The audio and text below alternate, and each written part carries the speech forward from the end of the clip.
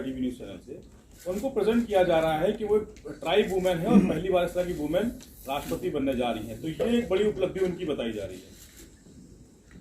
देखिए, दो तीन ढंग से मैं इस सवाल का जवाब दूंगा, क्योंकि आप समझ सकते हैं कि मैं जहां गया हूं इसके पहले, वहां इस तरह का सवाल मुझसे पूछा गया है।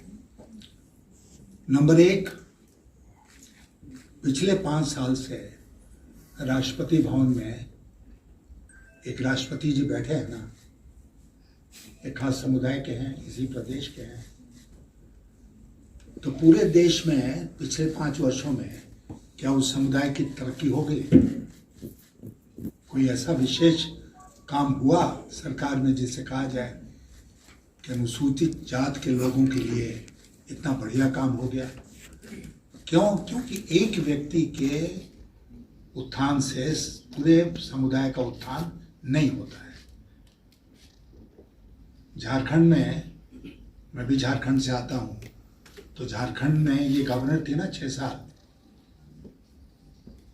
उस समय भी अधिकार थे गवर्नर के। लेकिन उस बात को छोड़िए, अभी भारत सरकार ने एक नया फरमान निकाला है, और वो नया फरमान क्या है कि भारत सरकार पहले ही जो डेवलपर है, डेवलपर कौन है आज के दिन, 1-2 लोग जो हैं आप जानते हैं, तो जो डेवलपर है उससे वो जिस इलाके का डेवलपमेंट होने वाला है उसके पैसे ले लेंगे। उसमें जंगल काटना भी शामिल है। जंगल का इलाका है, जंगल काटना है, लेकिन वो जंगल पहले काट लेंगे और राज्य सरकारों को कहा जा रहा है कि कटने के बाद आप उनका कंसेंट लीजिए। ऐसा कोई सवारी आपने देखा है जिसमें टांगा आगे चलता है, घोड़ा पीछे चलता है? यही हो रहा है। एक उदाहरण दे रहा हूँ, कल अगर आपकी मुलाकात हो तो आप पूछिए उनसे इस तरह का बेतुका आदेश भारत सरकार ने क्यों निकाला है। और इसमें चूंकि अनुसूचित जनजाति के अधिकारों का हनन होगा, तो जंगल में प्राय वही लोग रहते हैं, तो वो बताएं कि वो कैसे रोकेंगे इसको। सर, मैं सिर्फ Anil Yadav from news nation. सवाल ये है कि आप मोदी जी की पॉलिसी के विरोधी इसलिए हैं कि उनकी कैबिनेट में आपको जगह नहीं मिली, पार्टी से टिकट नहीं मिला, क्योंकि 2001 में जब गुजरात में गोधरा दंगे हुए थे तब आपका कोई बयान मोदी जी के खिलाफ नहीं है। आप एडजस्ट हो गए होते तो शायद आप भी दूसरे मंत्रियों की तरह वहाँ पर आराम से होते। जी, बिल्कुल बढ़िया सवाल पूछा आपने। मेरी एक जीवनी लिखा है, उसका अंग्रेजी में नाम है रिलेंटलेस। अगर कभी मौका मिले तो उसको पढ़ लीजिएगा, ठीक है ना। इसलिए मैं इसको कह रहा हूँ कि जो व्यक्ति इस तरह का सवाल मुझसे पूछता है वो मेरे बारे में कुछ जानता ही नहीं है। अभी मैंने आपको बताया कि वीपी सिंह जी की सरकार जब बनी थी तो मैं राष्ट्रपति भवन से वापस आ गया, क्योंकि मैंने देखा कि मुझे वो राज्य मंत्री बना रहे थे। ऐसा कोई दूसरा उदाहरण आपके मन में है? जानते हैं कोई दूसरा उदाहरण? 5 साल पहले मैंने IAS की नौकरी छोड़ी थी, joint secretary government of India के पद से। अब 5 साल के बाद मैं minister of state government of India बन रहा था, नहीं बना।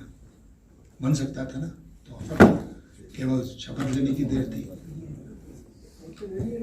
तो ये जो सवाल पूछते हैं जो लोग, 2014 में मैंने स्वयं तय किया कि मैं लोकसभा का चुनाव नहीं लड़ूंगा। और मेरे साथियों से पूछिए आप कि जो पॉपुलर चुनाव लड़ता है, जनप्रतिनिधि बनता है, आज उसकी क्या हालत है। उसको लोग रात दिन उसको अपने काम के लिए इस्तेमाल करना चाहते हैं। मैं एक ऐसे एज में पहुंचा जहां मुझे लगा कि मैं नहीं कर सकता हूं, एक पूरे लोकसभा को संभालना मेरे बस की बात नहीं है। तो मैंने बहुत मिन्नत की पार्टी से कि मुझे मत टिकट दो इस बार, और कभी राजनाथ सिंह जी आएंगे ना आपके शहर में, तो उनसे पूछ लीजिएगा कि क्या उन्होंने इलेक्शन कमेटी की मीटिंग से फ़ोन करके हमको नहीं कहा था कि इलेक्शन कमेटी चाहती है यशवंत जी का एक अंतिम चुनाव इस बार लड़ लीजिए। और मैंने जोर देके उनको कहा कि मैं नहीं लड़ना चाहता हूँ। तो ये कहाँ से बात आ गई कि मैं 2014 में मुझे टिकट नहीं मिला, ऐसी की तैसी। मैंने खुद नहीं चाहता था वो टिकट मिले। जब टिकट नहीं लिया तो फिर मंत्री कैसे बनता? भारत के संविधान में क्या कोई प्रावधान है कि बिना लोकसभा राज्यसभा में गए आप मंत्री बन जाएंगे 6 महीने से आगे के लिए? मैंने जानबूझ के सर उसको छोड़ा। और मोदी जी से मेरी व्यक्तिगत कोई लड़ाई नहीं है। मोदी जी से मेरी लड़ाई केवल उनकी 2 बातों को लेकर है, स्टाइल ऑफ टीचिंग, उनकी शैली जो है काम करने की, और दूसरा उनकी नीतियाँ, स्टाइल ऑफ फंक्शनिंग और उनकी नीतियाँ। अभी आप लोग हमसे सवाल नहीं पूछेंगे क्योंकि बात 6 साल पुरानी हो गई। नोटबंदी हुआ था ना इस देश में, कोई याद करता है नोटबंदी को? कोई याद नहीं करता है 6 साल बाद। और सारा का सारा काला धन इस देश का सफेद हो गया था, because the entire amount currency came back into the banking system. सब बैंक में आया, सफेद हो गया। इसने सवाल पूछा, आज कोई सवाल पूछा है नोटबंदी के बारे में? मैंने जोर देके कहा है बार बार कि this is demonetisation is the biggest scam of this century. लेकिन कोई समझे तब तो।